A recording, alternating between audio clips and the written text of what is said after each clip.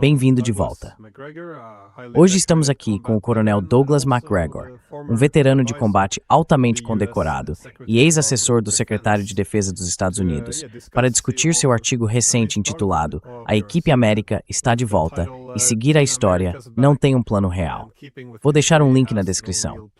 Aliás, gostei do título, embora eu não tenha certeza se é uma referência ao filme, mas...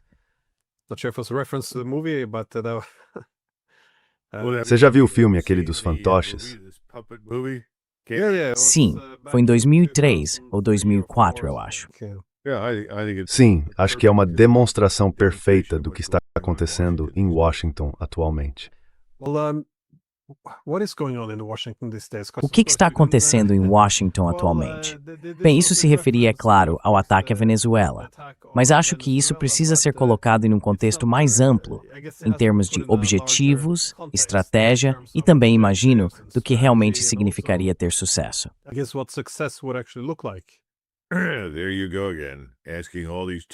Lá vem você de novo, fazendo todas essas perguntas difíceis. E não há nenhuma estratégia. Como eu continuo tentando dizer às pessoas, venho dizendo isso há meses, sobre tudo, não há estratégia. Não existe um quadro estratégico coerente que sirva de orientação para qualquer tipo de ação. Acho que tudo é movido por impulso. Temos uma presidência emocionalmente carregada. Todos correm para garantir sua parte de qualquer benefício financeiro disponível como resultado de qualquer ação que tomemos. Então, simplesmente não vejo nenhuma evidência de uma estratégia militar nacional coerente. Certamente, nenhuma evidência de uma grande estratégia coerente.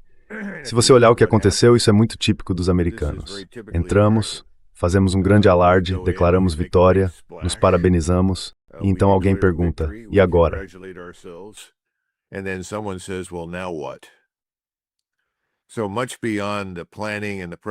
Muito além do planejamento e da preparação para o sequestro, ou prisão, como eles afirmam, do Sr. Maduro e de sua esposa, não parece ter havido muita reflexão. Acho que isso ficou bem evidente quando se ouviu o presidente na coletiva de imprensa. Ele disse, bem, o que vamos fazer agora? Quero dizer, essa era a pergunta que todos faziam. O que vocês vão fazer? E a resposta dele foi, bem, sabe, vamos administrar por um tempo. Vamos administrar a Venezuela por um tempo. Um país do tamanho da França, Alemanha e Áustria juntas, com uma população entre 28 e 30 milhões de pessoas. Ótimo. Vamos administrar por um tempo. Bem, e como você planeja fazer isso? Vamos descobrir. Vamos fazer isso. O Rubio, o Marco aqui, ele vai administrar.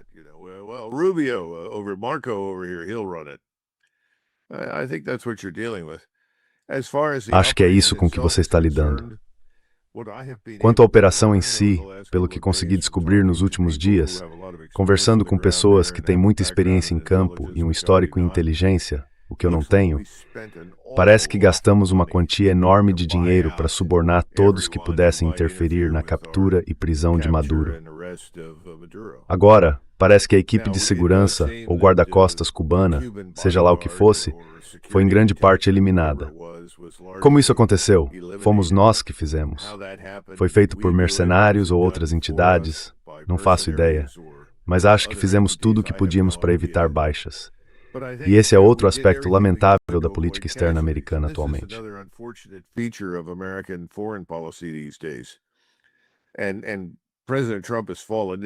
E o presidente Trump caiu nessa armadilha repetidamente. Ele começa dizendo, bem, entramos, fizemos tudo, não tivemos perdas. Ele disse isso sobre o ataque ao Irã, quando bombardeou, ou supostamente bombardeou, as instalações nucleares. E então disse que foi maravilhoso, foi bonito, foi ótimo, foi incrível. E agora temos paz e acabou. Bem, todos nós sabemos que isso não é verdade, porque Netanyahu esteve recentemente em Washington, e é bastante óbvio para todos, especialmente se você acompanha a mídia israelense, que uma nova guerra está prestes a eclodir com o Irã. Agora, eles acham que vão atacar o Irã impunemente e que o Irã não vai revidar. Eu não sei.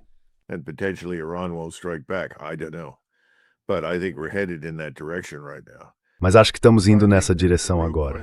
Então, penso que a verdadeira questão para o presidente Trump é a seguinte. Ele disse a mesma coisa. Entramos, foi maravilhoso, foi perfeito, foi bonito. Ninguém, não perdemos ninguém. Bem, tivemos uma aeronave que aparentemente foi gravemente danificada e teve que abortar, não participou da missão.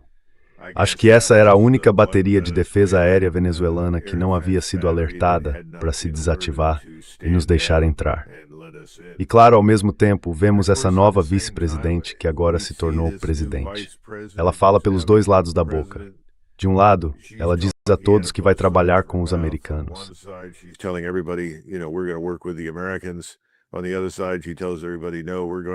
Do outro lado, ela diz a todos, não, nós vamos resistir.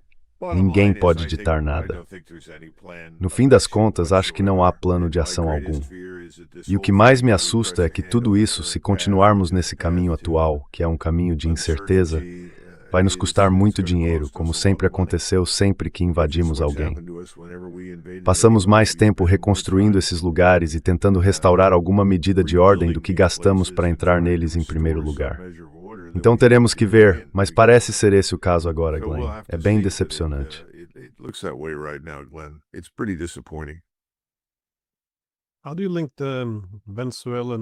Como você relaciona a guerra na Venezuela com o Irã? Porque, bem, alguns argumentariam que se os Estados Unidos conseguirem tomar o controle da Venezuela e de seu petróleo, então poderiam bancar uma guerra contra o Irã, apesar da instabilidade no Oriente Médio.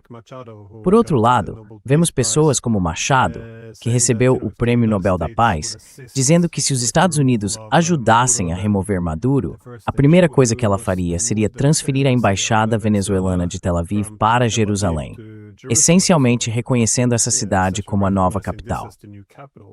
Por que Israel está ligado à Venezuela nesse caso? Isso é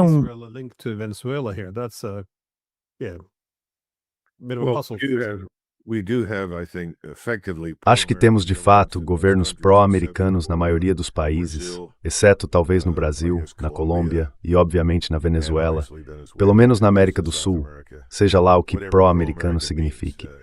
Não tenho certeza do que isso realmente quer dizer.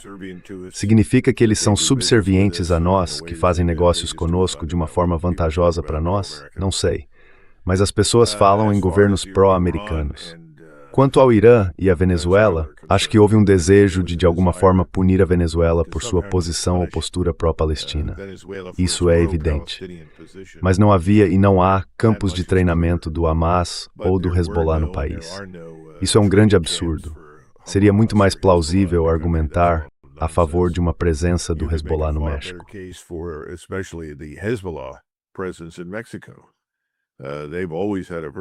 Eles sempre tiveram uma presença muito grande no norte do México, dentro, digamos, do alcance de tiro da fronteira americana. Por algum motivo, isso não é muito comentado. E também houve um grande número de pessoas que são muçulmanos sunitas, ligados ao ISIS, ao Nusra, ao Hamas e a outros grupos no México. Isso também não é muito discutido. Agora, ao que parece, o presidente Trump chegou a ameaçar o México, assim como a Colômbia, a Nicarágua e Cuba, com ações semelhantes. Eu não sei.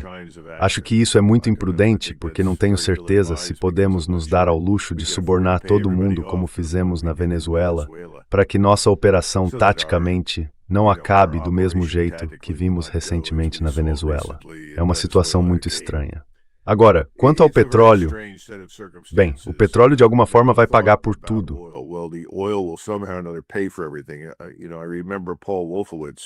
Eu me lembro de Paul Wolfowitz, quando era vice-secretário de Defesa, testemunhando no Congresso e dizendo: o Iraque não será um problema. O petróleo iraquiano vai pagar por tudo. Bem, isso nunca aconteceu. Perdemos trilhões de dólares nessa empreitada. O petróleo da Venezuela, pelo que me dizem, parece uma espécie de lama. É muito espesso e difícil de refinar. Leva tempo, está muito profundo e é difícil de extrair do solo. Também tem um alto teor de enxofre. Fazer a Venezuela chegar a, digamos, 3 ou 4 milhões de barris por dia vai custar muito dinheiro e muito tempo. Não acho que isso vá acontecer muito rapidamente. Portanto, é duvidoso que o petróleo venezuelano vá ter muito impacto no mercado mundial. E esse é outro argumento que está sendo apresentado.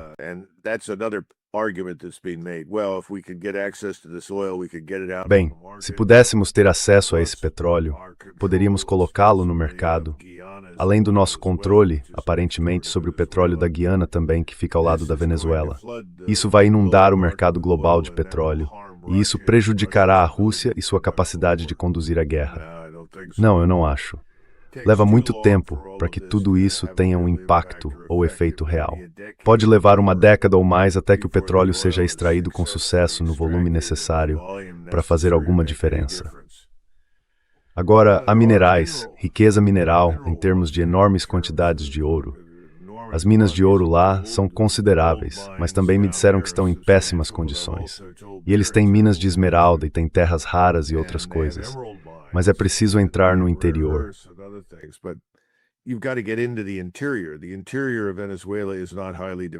O interior da Venezuela não é muito desenvolvido.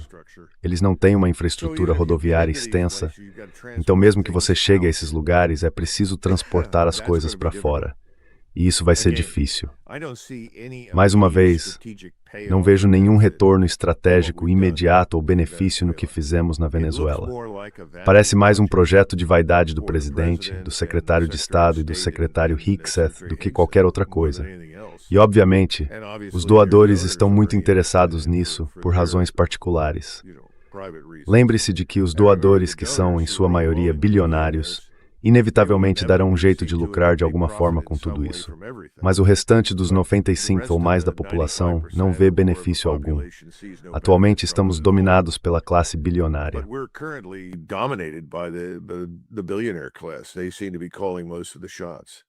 Parece que eles estão tomando a maioria das decisões. Essa também é a minha impressão. Acho que é algo que certamente atraiu o presidente Trump. Lembre-se, o presidente Trump é alguém que realmente acredita que intimidar os outros funciona. A tática de intimidar as pessoas é algo que ele favorece. Acho que ele aprendeu isso em Nova York. Isso é típico do que acontece por lá, e não apenas no mercado imobiliário. Mas isso não funciona muito bem nas relações internacionais. Acho que todos esses fatores estão ligados à justificativa para isso. Mas, novamente, qual é o estado final? Como isso vai parecer? Como vamos chegar lá? Não acho que ninguém tenha planejado nada de forma sistemática. Então agora estamos esperando para ver o que acontece a seguir, e acho que isso inclui as pessoas em Washington.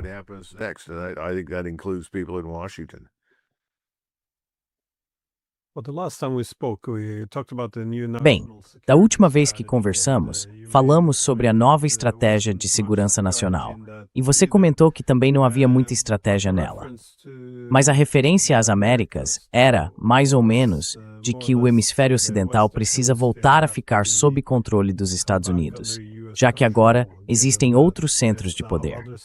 Então não podemos permitir que os chineses, por exemplo, ou os russos atuem na América Latina. E isso é algo que também temos visto na retórica sobre a Venezuela.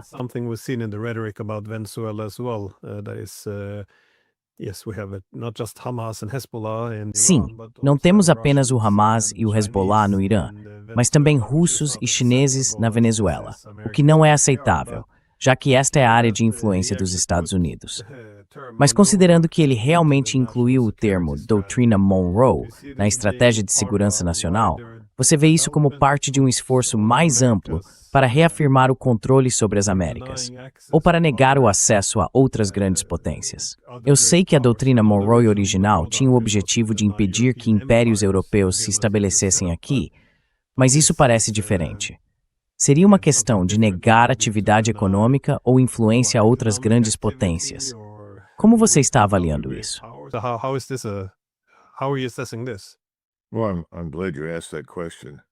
Bem, fico feliz que você tenha feito essa pergunta. O público europeu precisa entender que a doutrina Monroe foi mencionada brevemente pelo presidente Monroe e depois desapareceu para todos os efeitos das discussões políticas em Washington ou em qualquer outro lugar até a década de 1920. Ela foi ressuscitada nos anos 1920 porque havíamos participado da Primeira Guerra Mundial e praticamente todos concluíram, naquela época, que aquilo tinha sido um erro terrível, que tudo o que fizemos foi resgatar o imperialismo britânico e francês. Perdemos 110 mil mortos em 110 dias de combate na frente ocidental. As pessoas ficaram horrorizadas. E então o presidente Harding e seus sucessores nos anos 1920 disseram: Não queremos fazer isso de novo. Esta é a última coisa que queremos.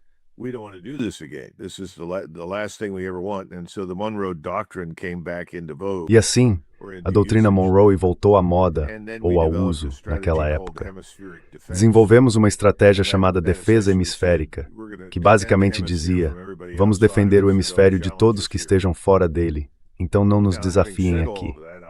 Agora, dito tudo isso, acho que isso não tem muito significado hoje em dia. Penso que é outro tipo de chavão ressuscitado para convencer as pessoas de algo que na verdade não é um problema. Glenn, nós na América do Norte, os Estados Unidos, dominamos o hemisfério ocidental quase desde o momento em que vencemos a Guerra de 1812. Quando os britânicos se retiraram, depois de travarem outra guerra sem uma estratégia real, as coisas não saíram muito bem para eles. Então disseram que se dane isso, e em grande parte se retiraram.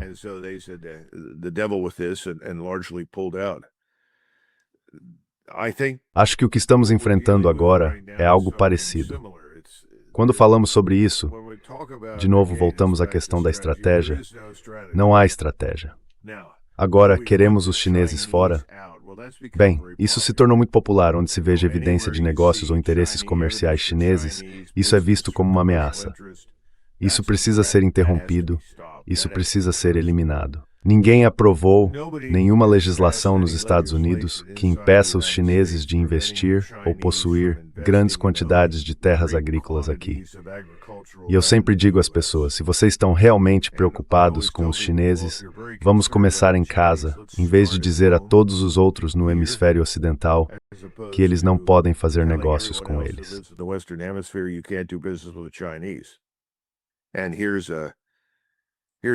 E aqui vai uma mensagem para todos.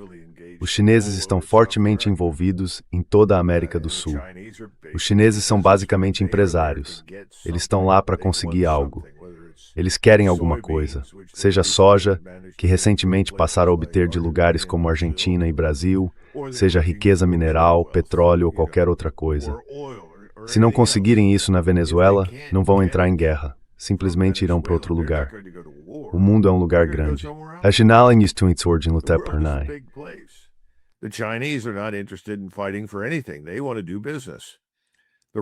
Eles querem fazer negócios. Os russos são um pouco diferentes. Eles não estão tão envolvidos comercialmente. Para os russos, o que realmente despertava interesse era o ouro. Francamente, o ouro que há na Venezuela. A Venezuela supostamente possui cerca de 22 bilhões de dólares em reservas de ouro físico. E há muito ouro no país. Os russos, no entanto, não vão perder o sono por causa disso, porque a Rússia, segundo a maioria das fontes, aparentemente tem mais ouro em seu território do que qualquer outro país do mundo. Portanto, não é uma questão de vida ou morte para a Rússia, assim como não é para a Rússia, para a China ou para qualquer outro país, quando se trata do petróleo da Venezuela. É muito difícil filtrar toda a retórica, as discussões e as declarações.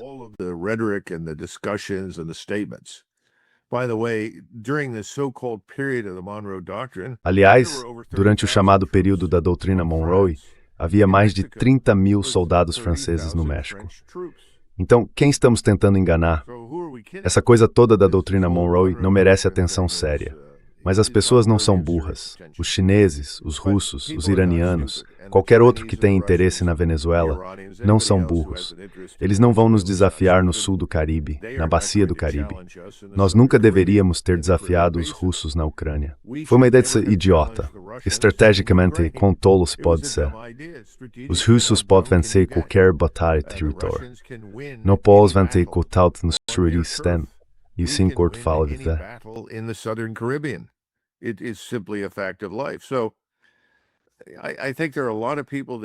Acho que muitas pessoas são alimentadas com esses clichês sobre democracia, direitos humanos e liberdade.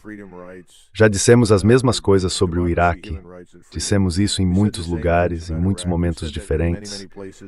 É tudo sem sentido. Mas acho que desta vez Washington realmente se enganou de forma grave. Não vamos lucrar muito a curto prazo com nada do que fizermos na Venezuela, e acho que veremos as condições lá se desenvolverem de forma muito negativa para nós. Só espero que o presidente tenha o bom senso de nos manter fora disso. Enviar os 14, 15, 16 mil soldados que estão em Porto Rico agora seria pedir por encrenca de verdade, mas isso ainda pode acontecer.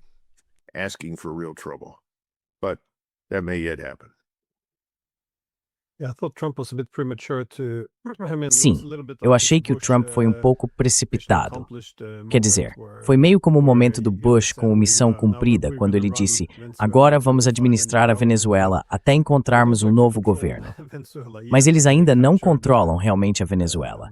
Eles capturaram o Maduro e o exibiram algemado, mas fora isso, ainda não é exatamente uma vitória que ele talvez tenha declarado cedo demais. Tenho visto muito na mídia israelense, no entanto, fazem uma ligação com a rapidez com que os Estados Unidos derrubaram o presidente venezuelano, basicamente dizendo, Venezuela hoje, Irã amanhã. Você vê isso como um passo lógico? Porque antes você mencionou alguns países da América Latina que o Trump poderia atacar em seguida.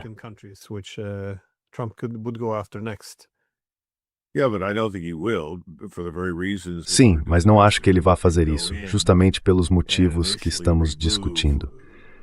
Você pode entrar e inicialmente remover as pessoas-chave que quiser, mas isso não muda fundamentalmente a situação no terreno em nenhum desses países. Se quiser tentar mudar, então precisa entrar de fato, com presença no local. Estivemos no Vietnã. No auge do conflito, ficamos lá por 10 anos, pelo menos 8 deles com tropas. E no auge da guerra, tínhamos 550 mil homens em solo no Vietnã do Sul. Nunca controlamos completamente o Vietnã. Se você for ao norte da África, a Argélia, e observar os franceses lá, verá que eles só controlavam o território em que conseguiam fisicamente permanecer por algum tempo.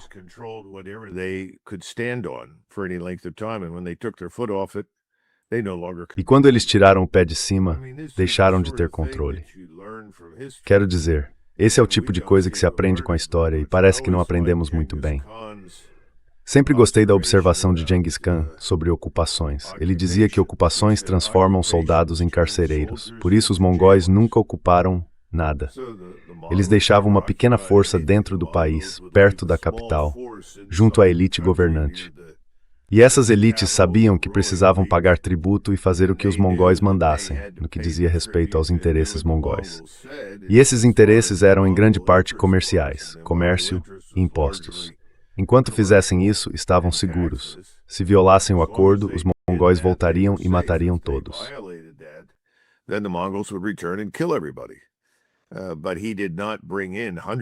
Mas ele não trouxe centenas de milhares de tropas mongóis para ocupar nada, porque isso seria uma perda de tempo. É impressionante como cometemos esse erro com tanta frequência. Simplesmente não conseguimos fazer isso. E outra coisa, voltamos à Segunda Guerra Mundial. Bem, veja o que fizemos na Alemanha, veja o que fizemos no Japão.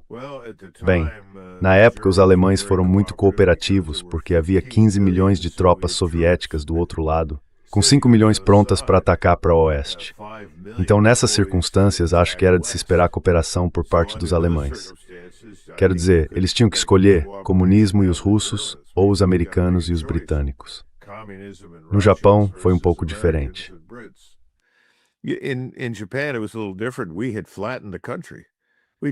Nós havíamos arrasado o país.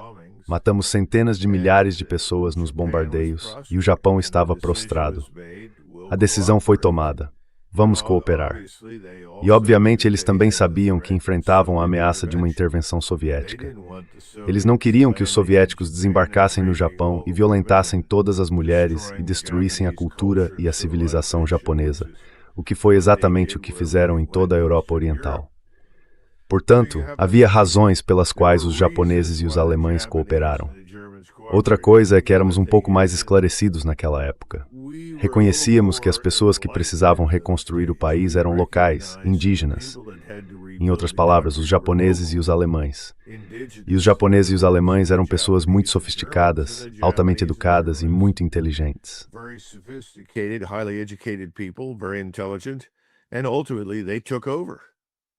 E no fim das contas, Eles assumiram o controle e reconstruíram o país. Sabe, nós fomos a vários lugares, lidamos com pessoas que são radicalmente diferentes dos japoneses e dos alemães, e ficamos surpresos quando as coisas não funcionam. Agora estamos na América Latina. Não teremos sucesso algum na Venezuela. Ninguém lá quer isso em seu país. Tenho absoluta certeza disso. E sabe, ouvi o secretário de Estado Rubio no domingo dizendo algo como, bem, queremos duas coisas. Queremos sucesso para os Estados Unidos e queremos que o povo venezuelano tenha sucesso. Queremos que eles sejam felizes. Ok, boa sorte com isso. Ninguém quer um exército estrangeiro em seu país sob nenhuma circunstância. Então voltamos ao ponto de partida, Glenn. Qual é o plano? E o plano não existe. E sinceramente não sei o que eles vão inventar. And frankly, I don't know what they're going to come up with. So how do you make sense of this return of Team America? Então, como você entende esse retorno da equipe América? Como você a chama? Ou a direção de Trump e dos Estados Unidos agora? Isso é simplesmente mais do mesmo, apenas com uma marca diferente, abandonando a antiga aparência liberal democrática em busca de legitimidade ou respeitabilidade, ou você vê algo muito diferente acontecendo aqui? Muitas pessoas temem que o poder relativo dos Estados Unidos no mundo possa estar em declínio. Como você avalia a direção mais ampla da ordem mundial com base no que observa do governo Trump e para onde ele pode seguir a partir daqui?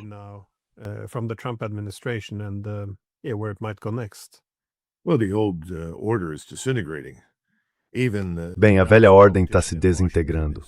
Até o político mais tolo de Washington sabe disso. O que eles não percebem é que não dá para colocá-la de volta como era antes. Esse é o problema. Muita gente está apostando pesado no poder militar americano como um meio de reconstruir a chamada ordem liberal internacional do pós-guerra. Isso não vai acontecer. E nossa situação financeira é tão frágil, estamos tão endividados, e isso afeta tudo o que acontece nos Estados Unidos em termos comerciais. As pessoas parecem não entender que tentar remontar a velha ordem não vai funcionar. Quero dizer, todas as suposições das pessoas sobre o mundo estão presas ao passado. Everybody's assumptions about the world are anchored in the past. NATO is disintegrating. A OTAN está se desintegrando. A União Europeia está se desintegrando. Sabe, todo mundo está irritado com Orbán. Bem, Orbán está simplesmente fazendo uma declaração baseada na realidade. Os interesses que sustentavam tanto a OTAN quanto a UEL já não se aplicam mais. As pessoas têm interesses diferentes. O mundo seguiu em frente. Mas ninguém em Washington quer aceitar isso. Todos acreditam que, uau, sabemos que isso vai salvar a OTAN. Acho que, em grande parte, é isso que está acontecendo, sabe, em resposta à sua pergunta. E eles acham que, usando o poder militar, isso vai funcionar. Quero dizer, o motivo pelo qual gosto de Team America é que quando ouço o secretário da Guerra, Hegseth, fazer seu pequeno discurso no final da discussão e dizer, a América está de volta.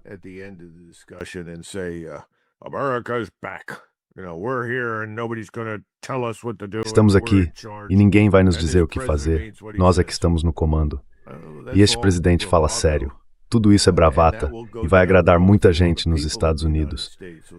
Vão dizer, ainda bem que estamos sendo duros com os venezuelanos. Ainda bem que estamos sendo duros com os russos. Já estava na hora.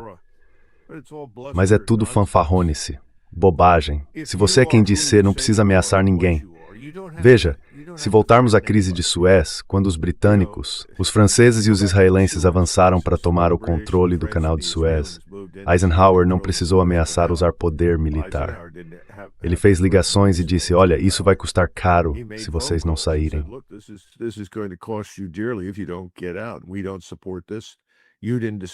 Nós não apoiamos isso, você não discutiu isso conosco. Estou te dizendo, saia.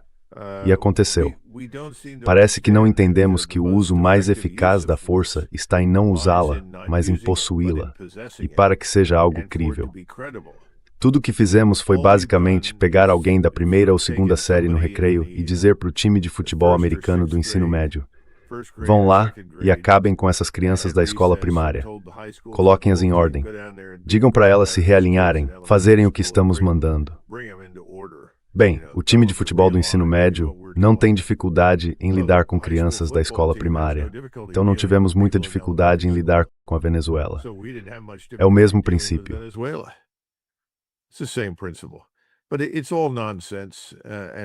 Mas isso é tudo um absurdo.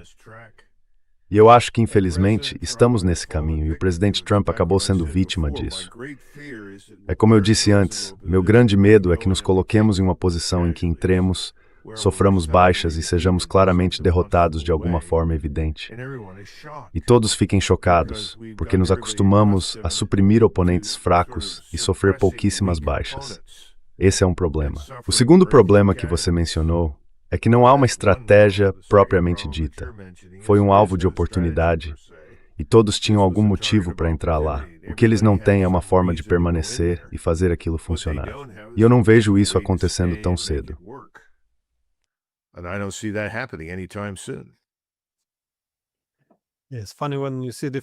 É engraçado quando você vê diferentes líderes americanos insistindo sempre que nunca fomos tão poderosos. É um pouco como os líderes europeus que vivem lembrando a todos os valores maravilhosos que defendem. Quero dizer, se você precisa lembrar as pessoas o tempo todo, provavelmente há uma certa insegurança aí. A propósito, Lord Salisbury, que foi primeiro-ministro da Grã-Bretanha por volta da virada do século, estou falando de 1900, certa vez disse: se meus generais e almirantes tivessem permissão, eles guarneceriam o espaço entre a Terra e a Lua sob o argumento de que havia uma ameaça. Em outras palavras, estamos na mesma situação agora. E a verdade é que em 1900, a Grã-Bretanha estava mais segura do que jamais estivera em toda a sua história. Não havia motivo para gastar tanto quanto gastaram com o exército. Temos a mesma condição aqui. Nossos problemas são todos internos aos Estados Unidos e em nossas fronteiras. Não há realmente razão para irmos a lugar algum ou fazermos qualquer coisa militarmente.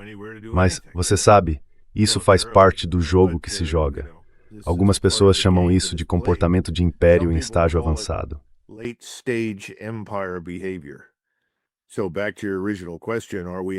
Então, voltando à sua pergunta original, estamos em declínio? Acho que está bem claro que sim. Estamos a caminho do cemitério? Acabamos como grande potência? Não, é claro que não.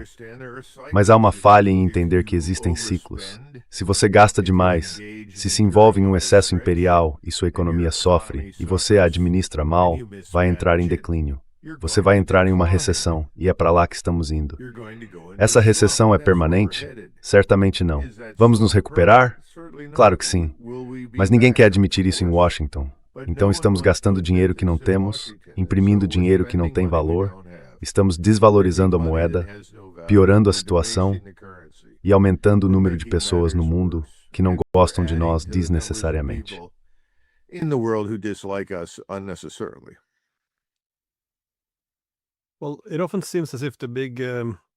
Bem, muitas vezes parece que a grande origem de muitas das guerras que temos hoje é essa transição em que estamos atualmente, entre duas ordens mundiais, de que a era hegemônica acabou e agora vemos uma mudança em direção à multipolaridade.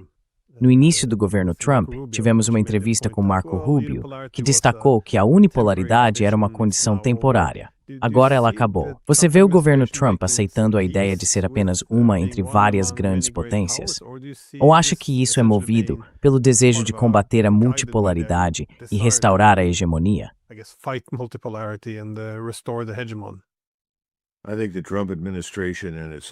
Acho que o governo Trump e sua liderança entendem a inutilidade de entrar em guerra com a Rússia por causa da Ucrânia.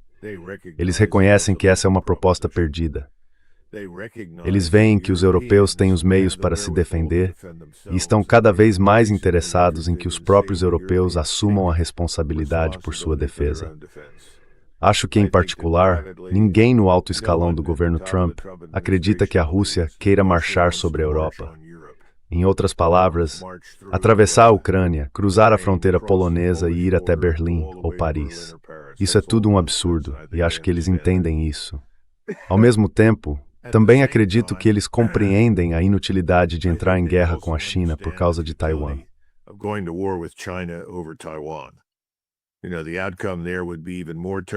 Sabe, o resultado ali seria ainda mais terrível do que o que vimos na Ucrânia. Acho que eles entendem isso. E Trump é empresário suficiente para saber que realmente quer fazer negócios com a China. Mas isso é impossível no mundo de hoje. A China tem produzido o quê? Cerca de 50% do PIB global. Tire a China da equação e todos nós desmoronamos agora. Acho que o presidente Trump entende isso. Então a questão é, o que fazer nos dois pontos de tensão restantes? Um é o Oriente Médio e o outro é a Venezuela, ou no momento a Bacia do Caribe. Bem, já tomamos medidas na Bacia do Caribe. Com que objetivo ainda não está claro. Teremos que esperar para ver que tipo de ideias eles vão apresentar.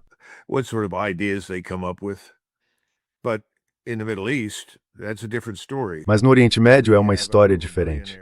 Temos um grupo de bilionários que possuem e controlam o governo. Eles controlam o Congresso. Eles controlam a presidência. Eles querem guerra com o Irã. Agora, o problema com uma guerra contra o Irã é que isso não seria o fim da história. No momento, acho que Israel e os turcos estão em rota de colisão na Síria, e isso pode se tornar muito sério, muito rapidamente. Acho que essa é uma das razões, na mente de Netanyahu, pelas quais ele, entre aspas, quer eliminar o Irã antes que o Irã possa se tornar um fator nesse conflito. Somos peões. Vamos fazer o que ele exigir. O presidente Trump deixou isso muito claro. O que Bibi quiser, Bibi consegue.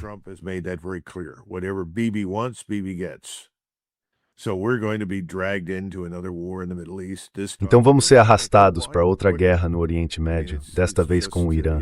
E isso pode se expandir rapidamente. Quero dizer, é um barril de pólvora. Pode explodir de várias maneiras diferentes. Na Venezuela, pode ser que em 2 ou 3 semanas a gente nem ouça mais falar disso, porque alguém percebeu que não conseguimos controlar o lugar. Sabe, o que fazer com os milhões de pessoas que apoiaram Maduro e Hugo Chávez? Você as elimina? Você as substitui na administração e no governo? Tentamos fazer isso quando, segundo Wolfowitz, decidimos desnazificar o Iraque, porque de repente, sabe, os batistas eram praticamente nazistas. Bem, isso não deu muito certo.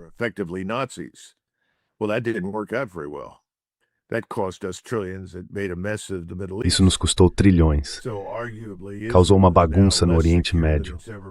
Então pode-se argumentar que Israel agora está menos seguro do que jamais esteve, como resultado de todas as ações que tomamos e das ações que tomamos em conjunto com eles. Acho que talvez em 2 ou 3 semanas saberemos. Se não ouvirmos muito sobre a Venezuela, então não vamos entrar na Venezuela. E ao contrário do que o secretário Rubio espera, ele pode não acabar como o vice-rei da América Central. Porque lembre-se, no fundo da mente dele, o que ele mais quer é libertar Cuba. Esse é o projeto pessoal dele. E se pudermos libertar Cuba, Nicarágua e Venezuela, então poderemos libertar a Colômbia. Curiosamente, ninguém fala sobre o México, que é a principal fonte dos nossos problemas.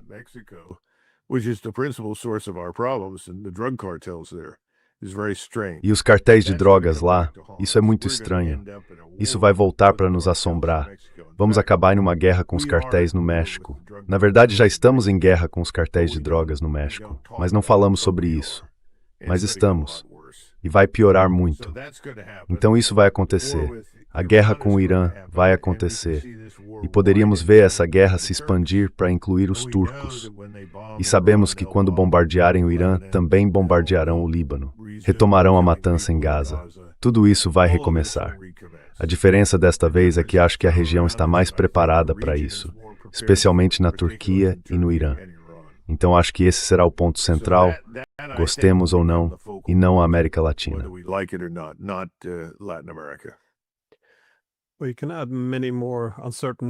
Podemos acrescentar muitas outras variáveis incertas aqui, no entanto. Antes de tudo, temos outras grandes potências, principalmente a China e a Rússia, que não querem ver o Irã fracassar. É claro que fariam mais para defender o Irã, em vez de se infiltrar no quintal dos Estados Unidos, na Venezuela. Mas os Estados Unidos também poderiam enfrentar, junto com os europeus, uma grande crise econômica num futuro próximo. Você vê a possibilidade dessas coisas? Bem, entrar em choque, se encontrarem.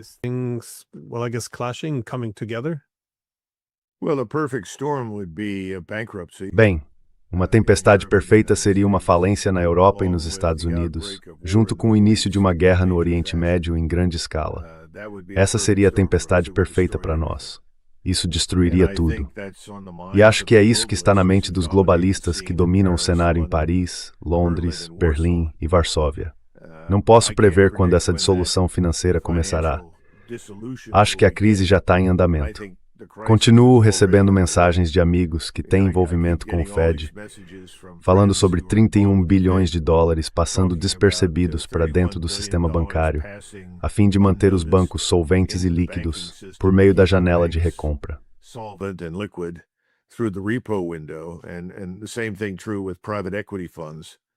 E o mesmo vale para os fundos de private equity.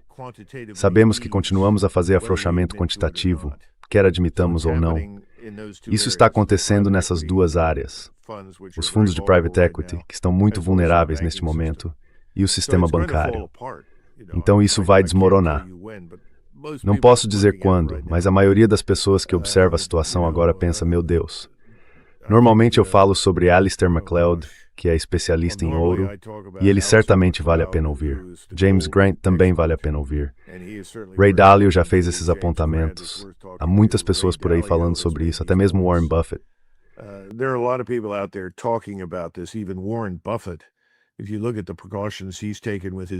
Se você observar as precauções que ele tomou com a própria fortuna, verá que ele vem alertando sobre a pior crise financeira desde a Grande Depressão. E muitos estão prevendo que o que está por vir será ainda pior. Então está aí, certo? Está chegando. Ninguém pode dizer se será amanhã, na próxima semana ou no próximo mês. Mas está chegando. Isso é um problema. Isso vai mudar tudo.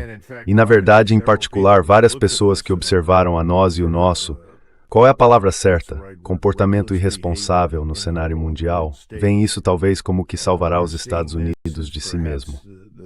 A falência.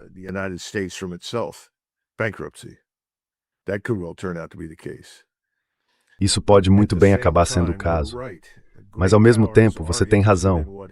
As grandes potências estão interessadas no que acontece no Oriente Médio. Elas estão muito interessadas. Todo o conglomerado dos BRICS está observando o que acontece lá. A Venezuela é uma parte muito pequena do que os BRICS vão se tornar no futuro. Mas o Irã é diferente. O Golfo Pérsico é diferente. A Ásia Central é diferente. A nova Rota da Seda, tudo isso faz parte do contexto. Então, acho que você está 100% certo. Eu preferiria ver a falência acontecer de forma direta primeiro, porque isso serviria como uma limitação para a nossa insensatez. Mas pode ser que não funcione assim.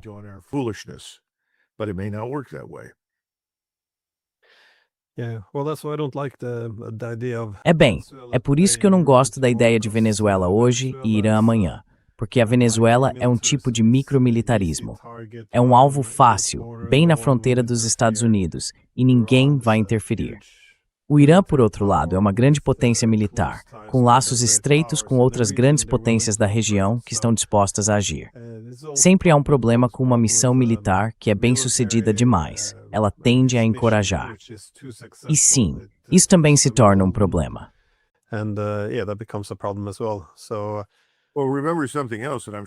Bem, lembre-se de outra coisa, e tenho certeza de que você já viu isso. O MI6, a CIA e o Mossad têm trabalhado intensamente, por meio da grande mídia no Ocidente, para criar a ilusão de que o Irã está prestes a implodir internamente, que uma revolução é iminente, que a liderança do país está se preparando para fugir e voar para Moscou. Isso não é verdade. Na realidade, o que está acontecendo dentro do Irã é algo saudável, porque há um confronto entre reformistas e conservadores. E eu acho que o resultado final será que o Irã continuará a se desenvolver de forma positiva no futuro.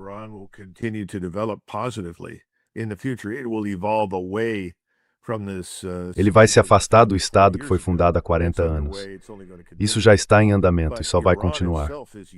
Mas o próprio Irã está unido nacionalmente contra o inimigo externo, ou seja, Israel e os Estados Unidos. Ninguém deve duvidar disso. Então eu espero que, se o seu público na Europa estiver recebendo as mesmas bobagens que nós recebemos na mídia, eles entendam isso. O Irã, como você disse, não será uma presa fácil. E o meu grande medo é que, em uma situação espero que não.